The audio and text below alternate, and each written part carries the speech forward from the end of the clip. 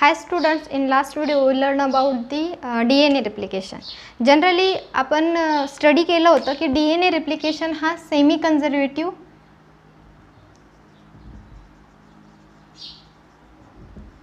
Mode of replication आहे, बरोबर आहे. हे कोणी सांगितलेलं होतं? Watson and क्रिकने.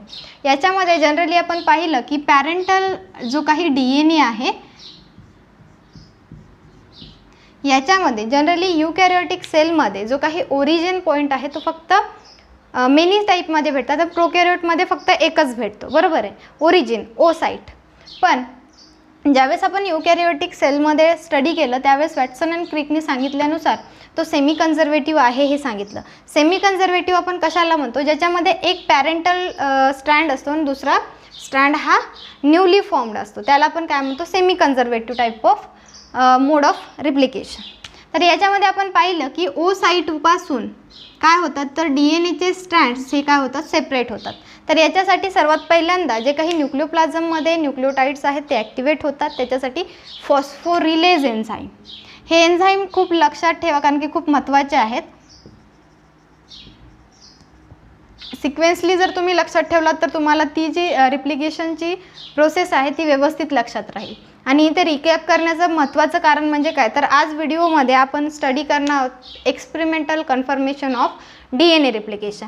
DNA रिप्लिकेशन जो काही semi conservative type of replication आहे हे वॅटसन अँड क्रिकने सांगितलेलं आहे. तर तो जो आहे त्याच्यामध्ये तो एक्सपेरिमेंटली काय केलेलं आहे? कन्फर्म केलेलं आहे की वॅटसन अँड क्रिकने सांगितलेला सेमी कन्झर्वेटिव्ह टाईप ऑफ मोड आहे की नाही. तर याच्यामध्ये जो काही एक्सपेरिमेंट्स आहे तो समजण्यासाठी तुम्हाला या गोष्टी लक्षात ठेवणं खूप गरजेचं आहे.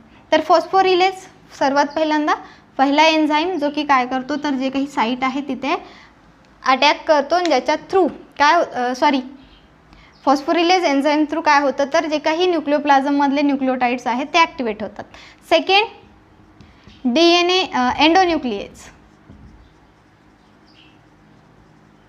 एंडोन्यूक्लियस एन्झाईम थ्रू काय होतं तर जनरली जो काही ओ साईट आहे जिथून काही DNA फॉर्मेशन होणार आहे, ओके, तर त्या ज्या ओ साईटला हा एंडोन्यूक्लियस जो phosphodiester bond sugar and phosphate backbone आहे त्याच्यावरती तो अटॅच होतो. आणि त्याच्या थ्रू थर्ड वन जो एन्झाईम आहे DNA हेलिकेज एन्झाईम थ्रू जो काही ओ साईट असतील तिथे जे हायड्रोजन बॉन्ड्स आहेत त्यांना काय केलं जातं? ब्रेक केलं जातं DNA हेलिकेज थ्रू. आणि हा जो ओपनिंग पार्ट आहे जिथून DNA रिप्लिकेशन होतं तो जो पार्ट आहे त्याला काय म्हटलं जातं? Replication fork. आणि त्यानंतर जे दोन DNA स्ट्रँड्स आहेत ते काय होतात? सेपरेट होतात. आणि ज्यावेळेस सेपरेट होतात पुन्हा त्यांची रिकॉइलिंग आणि रिजॉईनिंग होऊ नये यासाठी काय केलं जातं तर SSBP single standard binding protein हे तिथे काय होतात? अटॅच होतात आणि ज्याच्या थ्रू ते काय होतात?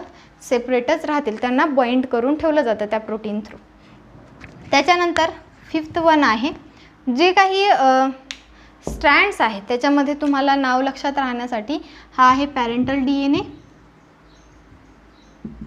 आणि सिंगल जे काही सेपरेट झालेले त्यांना आपण टेम्पलेट्स म्हणतो किंवा मोल्ड्स म्हणतो. आणि हे जे टेम्पलेट्स आहेत याच्यामध्ये 3' to 5' मध्ये असणारा जो काही टेम्पलेट आहे त्याला आपण काय म्हणतो? लॅगिंग स्ट्रँड और डिस्कंटिन्युअस स्ट्रँड. आणि सेकंड वन इज ए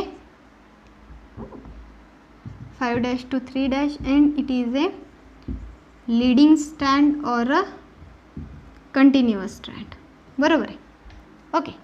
आणि त्याच्यानंतर जे काही स्ट्रँड फॉर्मेशन झालेले आहेत त्याच्यानंतर काय होतं तर न्यू स्ट्रँड फॉर्मेशन होतात.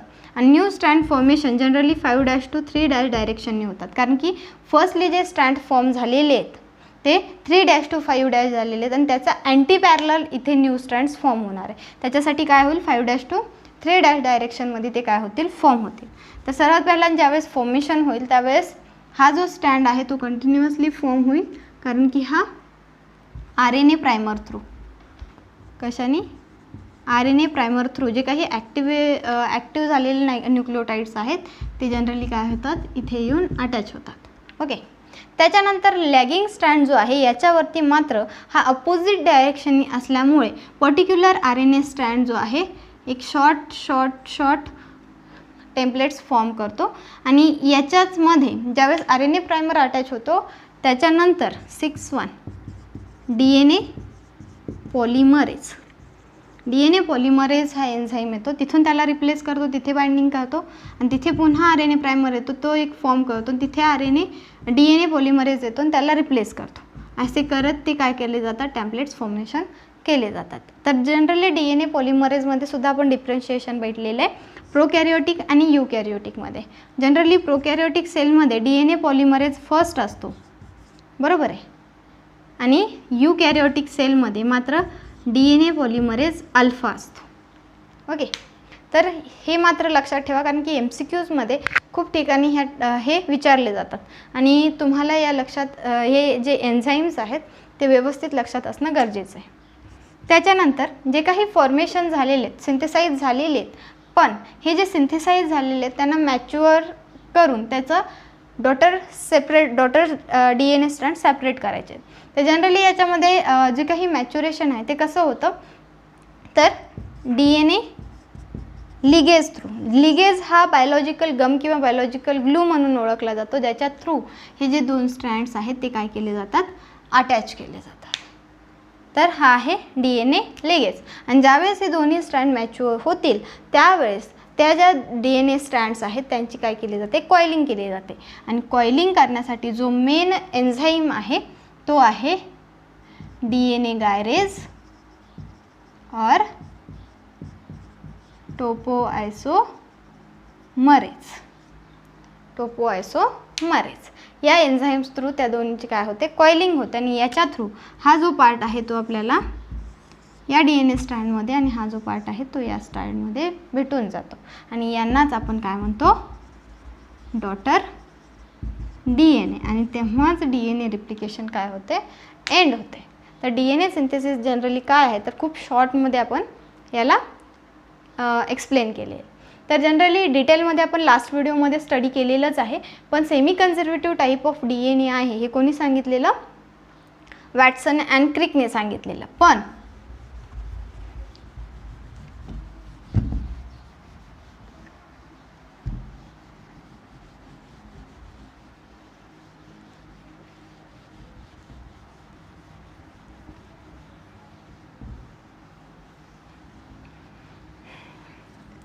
याच्यामध्ये जनरली आपण जो काही semi conservative type of DNA आहे त्याचं रिप्लिकेशन आपण स्टडी केलं, पण याच्यासाठी जनरली त्यांनी एक्सपेरिमेंट सांगितलेलं आहे.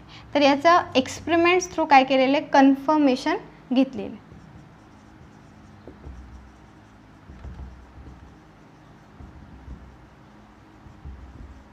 Experimental confirmation. तर एक्सपेरिमेंटल कन्फर्मेशनमध्ये त्यांनी काय केलेलं आहे, 2 सायंटिस्ट आहेत, त्यांनी याच्या थ्रू सांगितलेलं आहे की जे काही वॅटसन अँड क्रिकने सांगितलेली जे काही semi conservative type of mode of replication आहे तेच आहे हे त्यांनी प्रूव्ह करून दिलेलं आहे.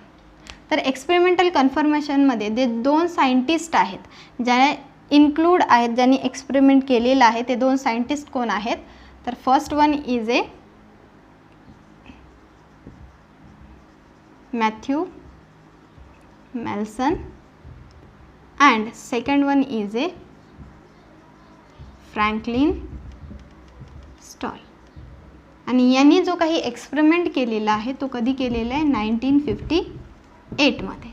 यांना एक्सपेरिमेंट करण्याची गरज का भासली, कारण की जे काही सायन्समध्ये आपण पाहतो तर जनरली त्याला प्रूफची खूप गरज असते आणि कोणतीही 1 टाईम केल्याच्या नंतर जर त्याचा रिझल्ट आला तर तो रिझल्ट कन्फर्म ठरला जात नाही. तर त्याच्यामध्ये कंटिन्युअस काय केले जातात, तर एक्सपेरिमेंट केले जातात. ज्यावेळेस 2-3 रिझल्ट हे सेम येतील त्यावेळेस त्या सिच्युएशनला किंवा तो जो रिझल्ट आहे तो कन्फर्म केला जातो.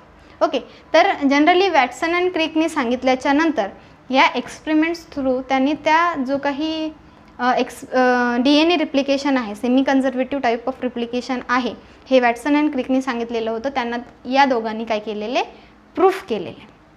तर यांनी जो काही एक्सपेरिमेंट केलेला आहे त्यासाठी त्यांनी जी टेक्निक यूज केलेली आहे त्या टेक्निकचं नाव आहे इक्विलिब्रियम डेन्सिटी ग्रेडियंट सेंट्रिफ्युगेशन टेक्निक. त्यांनी ज्या टेक्निकचा यूज केलेला आहे त्या टेक्निकचं नाव काय आहे? Equilibrium density gradient centrifugation technique. तर जनरली हे ज्या टेक्निक थ्रू त्यांनी काय केलेलं आहे, तर या दोन सायंटिस्टनी ई कोलायची मदत घेऊन ई कोलाय बॅक्टेरिया यावरती त्यांनी काय केलेलं आहे? एक्सपेरिमेंट केलेलं आहे. आणि याच्यासाठी त्यांनी 2 मीडियम यूज केलेले आहेत. कल्चरिंग मीडियम 2 यूज केले, ज्या कल्चरिंग मीडियममध्ये त्यांनी त्या ई कोलायला ग्रो केलेले आहे. तर ते 2 कल्चरिंग मीडियम कोणते आहेत? तर N14 याला लाईट नायट्रोजन असं म्हणलं जातं. आणि सेकंड मीडियम त्यांनी सिलेक्ट केलेली आहे N15N, जो की आहे हेवी आयसोटोनिक नायट्रोजन. हे काय आहेत? N14 medium and N15 medium. या 2 मीडियमला त्यांनी सिलेक्ट केलेलं आहे. कशासाठी? तर कल्चरिंगसाठी. यांना तिथे ग्रो केलेलं आहे. ओके. तर सर्वात पहिल्यांदा ई कोलाय त्यांनी कलेक्ट केलेले आहेत. हा एक्सपेरिमेंट कधी झालेला? 1958मध्ये. कोणी केला? मॅथ्यू मेल्सन अँड फ्रँकलिन स्टॉल यांनी. या दोन्ही सायंटिस्टनी मिळून तो केलेला आहे. आणि त्याच्यासाठी त्यांनी जी टेक्निक यूज केलेली ती आहे इक्विलिब्रियम डेन्सिटी ग्रॅडियंट सेंट्रिफ्युगेशन. या टेक्निकचा यूज करून त्यांनी ई कोलाय बॅक्टेरियाचं कल्चरिंग केलेलं आहे. सर्वात पहिल्यांदा कल्चरिंग केलेलं आहे. त्याच्या कल्चरिंगसाठी त्यांनी 2 मीडियम सिलेक्ट केलेले आहेत. पण या 2 मीडियमचा त्यांनी कधी कधी यूज केला ते आपण पाहणार आहोत. तर सर्वात पहिल्यांदा ई कोलाय जे आहेत ते ई कोलाय त्यांनी N14 म्हणजेच लाईट नायट्रोजन मीडियममध्ये कल्चर केलेले आहेत. ओके. आणि जेव्हा N14मध्ये ई कोलाय कल्चर केले त्यानंतर हे जे आहेत ते ट्रान्सफर केलेले आहेत N15मध्ये.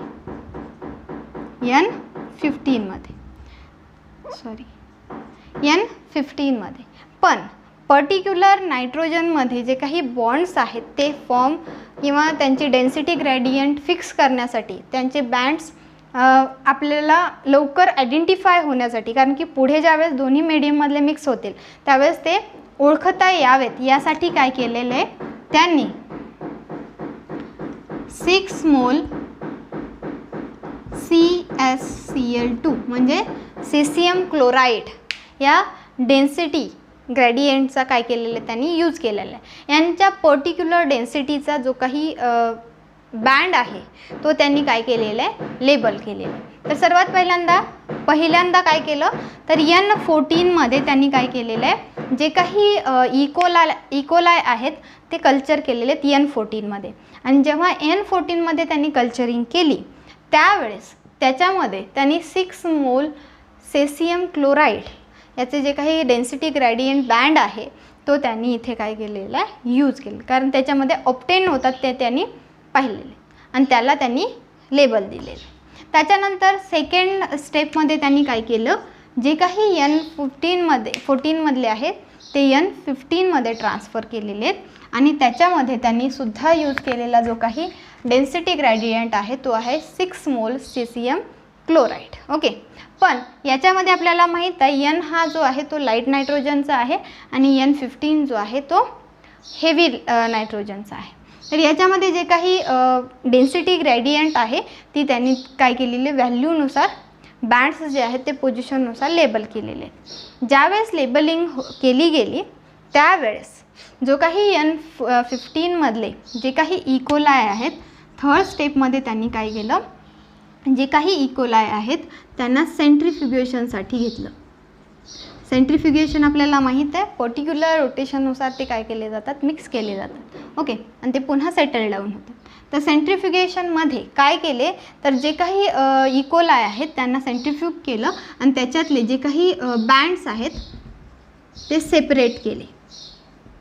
ज्यावेळेस बँड सेपरेट केले त्यावेळेस त्यांच्या लक्षात आलं की जे काही बँड्स त्यांनी लेबल केलेले आहेत 6 मोल सेसियम क्लोराईडचे ते ऑलमोस्ट काय होते?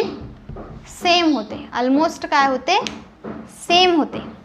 कारण की N14मध्ये त्यांची कल्चरिंग झाली आणि त्याच्यानंतर ते ट्रान्सफर केले गेले N15मध्ये. ओके, बाय चान्स ज्यावेळेस तुम्हाला विचारलं जाईल 15मधला जर इकोलाय तुम्ही घेतला तर त्याच्यामध्ये तुम्हाला कोणते बँड्स दिसतील, त्यावेळेस तुम्ही सहजपणे सांगू शकता की N14मधून N15मध्ये आलेत. याचाच अर्थ ज्यांनी लेबल केले, आपण जे काही लेबल केलेले आहेत त्याच्यानुसार N14मधले आणि N15मधले दोन्हीही असू शकते. बरोबर आहे. पण ज्यावेळेस सीसियम क्लोराईडमधून ज्यावेळेस तुम्ही बँड्स काढले, सेपरेट केले, त्यावेळेस ते ऑलमोस्ट काय होते, सेम होते, नो चेंज. ज्यावेळेस ते सेम असणारे त्यांनी काय केलं, जनरेशन टू जनरेशन त्यांचं मल्टिप्लिकेशन केलं. आणि ज्यावेळेस सेल मल्टिप्लाय होतात त्यावेळेस कोलाई बॅक्टेरियाला जास्त वेळ लागत नाही, ते कमी ड्युरेशनमध्ये ते काय होतात, मल्टिप्लाय होतात.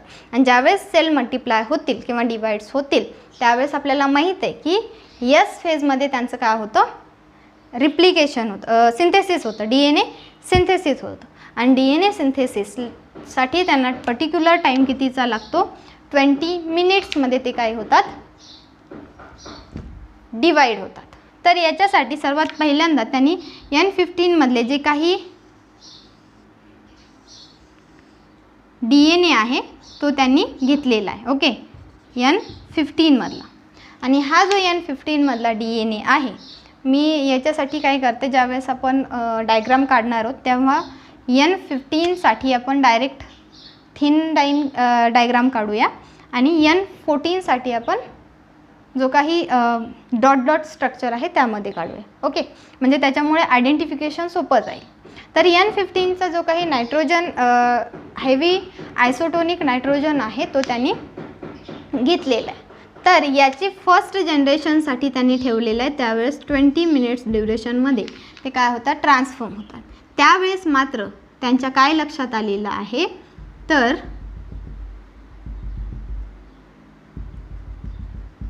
DNA सिंथेसिस थ्रू त्यांना काय दिसलं, तर हा जो लाईट बँड आहे, जो काही कंटिन्युअस बँड आहे तो आहे N15चा आणि जो काही डॉट डॉट लाईक स्ट्रक्चरचा आहे तो आहे N14चा. ओके, म्हणजेच काय, तर ज्यावेळेस सेल डिवाइड होतो किंवा बॅक्टेरिया हा मल्टिप्लिकेशनमध्ये गेला त्यावेळेस एस फेज जो आला त्या डुप्लिकेशनमध्ये किंवा सेल डिव्हिजनमध्ये, त्यावेळेस तिथे N14 आणि N15मधले जे काही बँड्स त्यांनी लेबल केलेले होते, लेबलिंग करून ठेवलेली होती थ्रू दी 6 मोल सेसियम क्लोराईड थ्रू, त्याच्या थ्रू इथं आयडेंटिफिकेशन केल्याच्या नंतर लक्षात आलं की एक जी बँड आहे ती पॅरेंटल बँड आहे, N15ची बँड आहे. बरोबर आहे. सॉरी, एक जी बँड आहे ती काय आहे, N15ची बँड आहे. बरोबर आहे. आणि एक जी फॉर्म झालेली आहे न्यूली सिंथेसाइज्ड जी दिसतीये ती कोणाची आहे, N14ची आहे. पण जर एकाच जनरेशनमध्ये, ही जनरेशन कोणती आहे, जनरेशन फर्स्टमध्ये त्यांना काय दिसलं, तर पर्टिक्युलर नायट्रोजन जो आहे N15 हा काय केलेला आहे, 20 मिनिटानंतर म्हणजे 20 मिनिट्स ते घेतात, कशासाठी, रिप्लिकेशनसाठी किंवा सेल डिव्हिजनसाठी. आणि सेल डिव्हिजनसाठी तेव्हा त्यांना फर्स्ट जनरेशनमध्ये काय लक्षात आलं, कोणाला, मॅथ्यू मेल्सन अँड फ्रँकलिन स्टार्ल यांना, फ्रँकलिन स्टार्ल या दोघांनी ज्यावेळेस फर्स्ट जनरेशन पाहिली त्यावेळेस मात्र त्यांना काय दिसलं, 1 पॅरेंटल स्ट्रँड दिसली आणि 1 न्यूली सिंथेसाइज्ड N15 स्ट्रँड दिसली. तर ते इथंपर्यंतच थांबले नाहीत, तर त्यांनी पुन्हा काय केलं, तर सेकंड जनरेशन त्यांनी पुन्हा पाहिली. त्याच्यासाठी त्यांना लागले 14 मिनिट्स, कारण की 1 DNA आणि 1 DNA टेक अ 20 आणि टेक अ 20 मिनिट्स. बरोबर आहे. 1 DNA रिप्लिकेशनसाठी किती लागतात, 20 मिनिट्स लागतात. इथे किती आहेत, 2 DNA आहेत. बरोबर आहे. म्हणजे किती घेतील, 40 मिनिट्स. तर ज्यावेळेस त्यांनी सेकंड जनरेशन पाहिली तर त्याच्यामध्ये त्यांना असं ऑब्झर्व झालं, किंवा तुम्हीसुद्धा सांगू शकता की तुम्हाला जर इथे या स्ट्रक्चरमध्ये दिसत आहे तर याचा अर्थ इथे पुढे जेव्हा फॉर्म होतील तेव्हा पर्टिक्युलर स्ट्रँड्स हे 2 पॅरेंटल स्ट्रँड्स फॉर्म होतील आणि हे 2 पॅरेंटल स्ट्रँड्स फॉर्म होतील, सेमी कन्झर्व करतील स्वतःला. आणि न्यूली स्ट्रँड्समध्ये तुम्हाला हेच फॉर्म होताना दिसतील असं लक्षात येईल, बरोबर आहे. पण ज्यावेळेस त्यांनी पुढची जनरेशन पाहिली, सेकंड जनरेशन, सॉरी मी इथं लिहिते म्हणजे तुम्हाला लक्षात येईल, जनरेशन सेकंड. ओके, सेकंड जनरेशनमध्ये तेव्हा त्यांनी स्टडी केलं. सेकंड जनरेशनमध्ये यांच्या काय लक्षात आलं तर पॅरेंटल जे काही स्ट्रँड्स आहेत ते फॉर्म होतील. फॉर एक्झाम्पल इथे बघा, हा एक पॅरेंटल स्ट्रँड आपण घेतोय, म्हणजे हा कोणता झाला, N14चा. ओके, लक्षात ठेवा मी इथे लिहिते डॉट डॉट डॉट जे आहेत ते असणार आहेत 14N आणि जो काही कंटिन्युअस असणार आहे तो असणार आहे 15N. 2 कलर पेन्स असतील तर त्यावेळेस खूप सोपं गेलं असतं, पण तरीही फॉर दी अंडरस्टँडिंग हा खूप महत्त्वाचा आहे, तो लक्षात घ्या. तर जे काही डॉट डॉट डॉट दाखवणार आहे तो असणार आहे N14 आणि जो काही N15 आहे तो मात्र कंटिन्युअस असणार आहे. ओके, तर पॅरेंटल स्ट्रँड्स जे आहेत त्यांना आपण घेतलेलं आहे. तर याच्यामध्ये एक पॅरेंटल स्ट्रँड आपण बघितली N14ची, आता आहे N15ची म्हणजे ही. ओके, आता या DNA बद्दल आपण पाहिलं, दोन्ही हा जो पॅरेंटल DNA आहे त्याने दोन्ही स्ट्रँड काय केलेले आहेत, कन्झर्व केलेले आहेत. ओके, आता सेकंडमध्ये पाहतो, याच्यामध्ये ज्यावेळेस याचेसुद्धा फॉर्मेशन बघितलं तर हा आहे N15चा आणि जो आहे तो N14चा. ओके, दोन्ही DNAनी काय केलेले, स्वतःचे DNA जे काही स्ट्रँड्स आहेत ते कन्झर्व केले, पॅरेंटल DNA. ओके, आता काय फॉर्म होईल, न्यू स्ट्रँड्स फॉर्म होतील. जो काही DNA आहे, DNAचा स्ट्रँड आहे त्याच्यावरती सॉरी कॉम्प्लिमेंटरी DNA स्ट्रँड ही फॉर्म होईल. तर हा जो पॅरेंटल स्ट्रँड आहे याच्यामध्ये पुन्हा ज्यावेळेस त्यांनी ऑब्झर्व केलं त्यावेळेस लक्षात आलं की N14 स्ट्रँड्सवरती न्यूली सिंथेसाइज्ड N14च फॉर्म झाला. आणि त्याच्यानंतर त्यांनी पाहिलं की जे काही पर्टिक्युलर स्ट्रँड्स आहेत याच्यामध्ये पुन्हा त्यांना N14च strand, newly synthesised strand form होताना दिसला. जो काही थर्ड वन आहे त्याच्यामध्ये सुद्धा स्ट्रँडमध्ये N14 हाच स्ट्रँड काय दिसला, सिंथेसाइज झालेला दिसला. आणि लास्ट वनमध्ये सुद्धा जो काही स्ट्रँड आहे तो काय झाला, N14च फॉर्म झाला.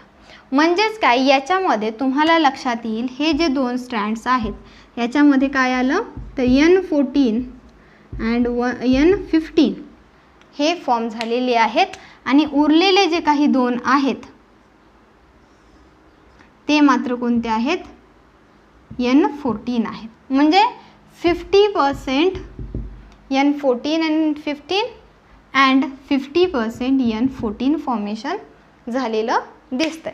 याचा अर्थ काय होऊ शकतो तर जो काही 50% रिझल्ट आलेला आहे, म्हणजे 50% पेक्षा कमी असेल जो काही रिझल्ट फर्स्ट जनरेशनपेक्षा, तर त्यावेळेस त्याला कन्फर्म केलं जाणार नाही आहे. पण 50% पर्यंत आहे याचा अर्थ हे कन्फर्म आहे की तिथे जे काही जनरेशन्स फॉर्म होतील ते काय असणार आहेत, ते सेमी कन्झर्वेटिव्ह आहेत. म्हणजेच याचा अर्थ काय तर वॅटसन अँड क्रिकनी जो काही मॉडेल सांगितलेला आहे सेमी कन्झर्वेटिव्ह टाईप ऑफ, तर त्या एक्सपेरिमेंट कन्फर्मेशन थ्रू मॅथ्यू आणि स्टॉल यांनी काय केलेले आहे ते कन्फर्म और प्रूव्ह करून दाखवलेलं आहे. तर जनरली या जो काही एक्सपेरिमेंट आहे हा कशाच्या बेसिसवर केलेला आहे तर जो काही वॅटसन अँड क्रिकनी सांगितलेला semi conservative type of DNA होता तो त्यांनी एक्सप्लेन केला. पण याच्यावरती कोणाचा म्हणजे बायोलॉजीमध्ये किंवा सायन्समध्ये तुम्ही कधीही लक्षात घ्या, एखादी पर्टिक्युलर रिझल्ट जर तुम्ही खरा ठरवला तर त्याच्यासाठी अदर सायंटिस्टला कन्व्हिन्स करावं लागतं आणि त्यानंतरच तो पुढे जातो. कारण की जर समजा चुकीचा रिझल्ट आपण पुढे पाठवला तर जनरेशन आफ्टर जनरेशन तीच स्टडी केली जाईल.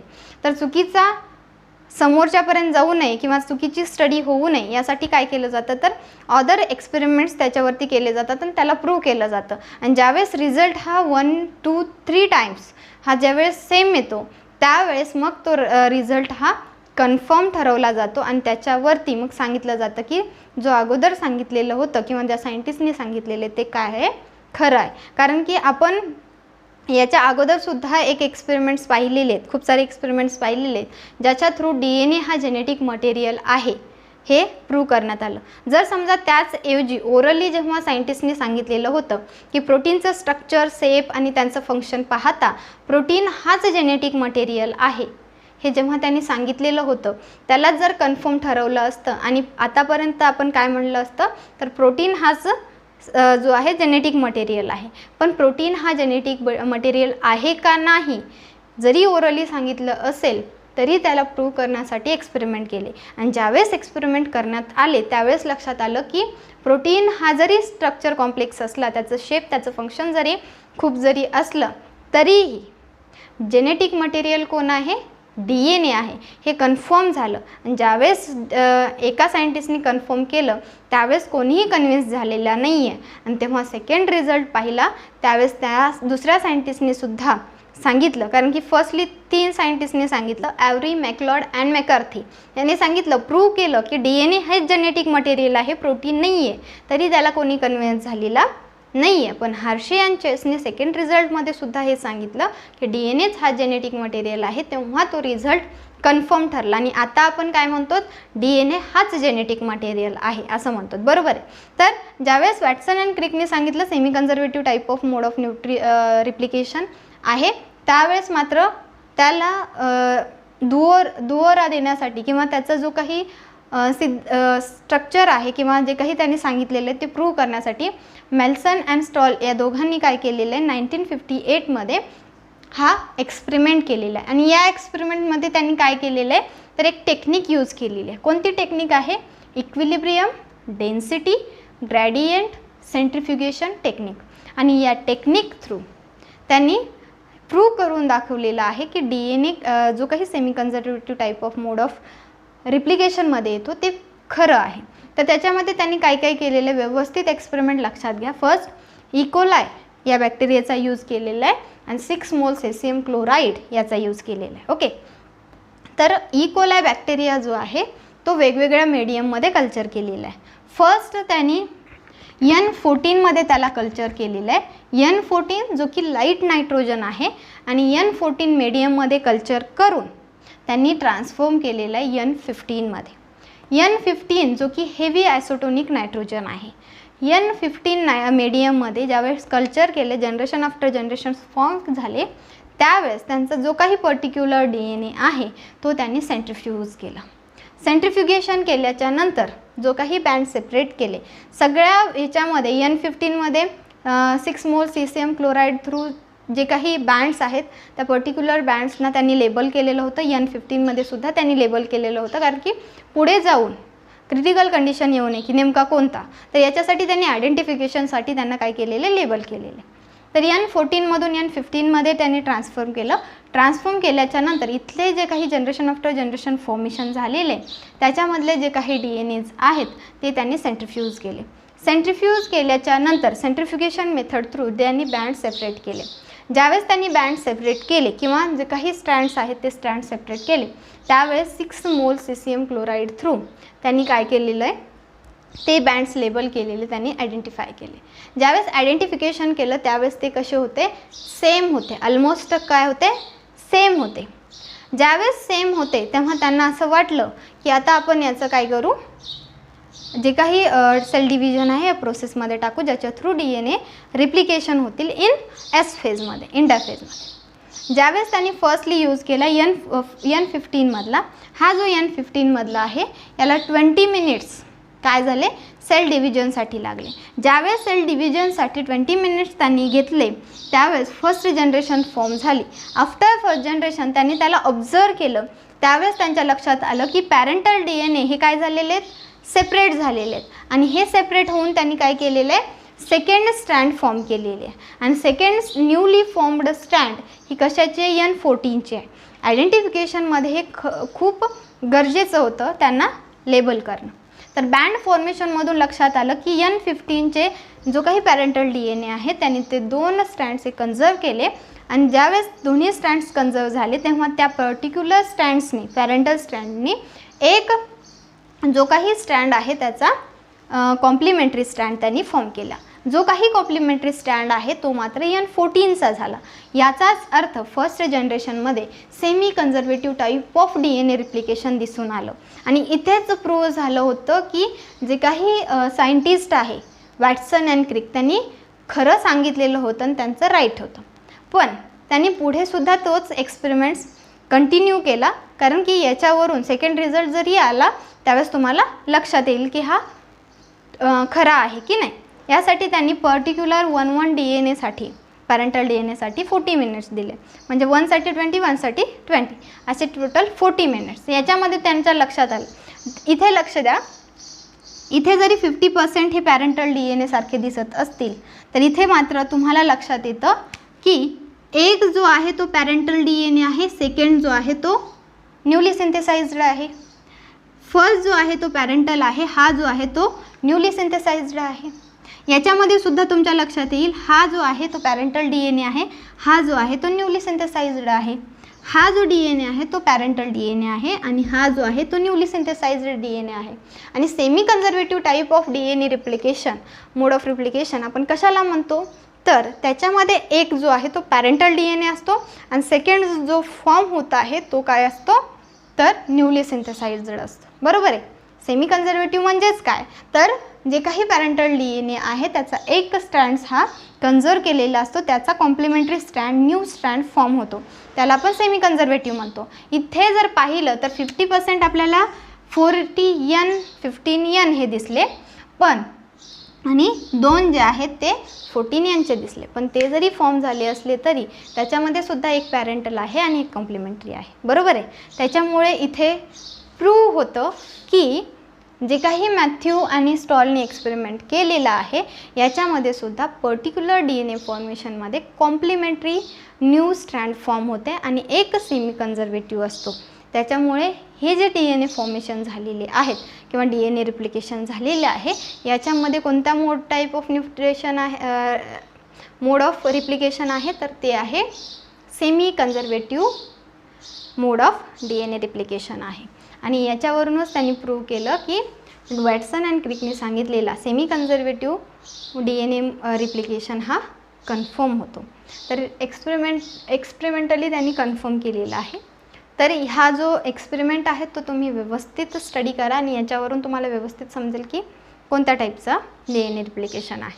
आता याच्यानंतर आपण पुढचा व्हिडिओ जो पाहणार आहोत त्याच्यामध्ये प्रोटीन सिंथेसिस म्हणजेच काय, तर DNAचा जो हेट्रोकॅटॅलिटिक फंक्शनिंग आहे याबद्दल स्टडी करणार आहोत. हेट्रोकॅटॅलिटिक फंक्शनिंग ज्याच्यापासून DNA पासून RNA आणि DNA पासून प्रोटीन फॉर्मेशन होतं. तर पूर्णपणे प्रोटीन सिंथेसिसची प्रोसेस काय आहे आणि प्रोटीन सिंथेसिस कसा होतो याबद्दल स्टडी करणार आहोत. तर नेक्स्ट व्हिडिओमध्ये आपण प्रोटीन सिंथेसिसला सुरुवात करू.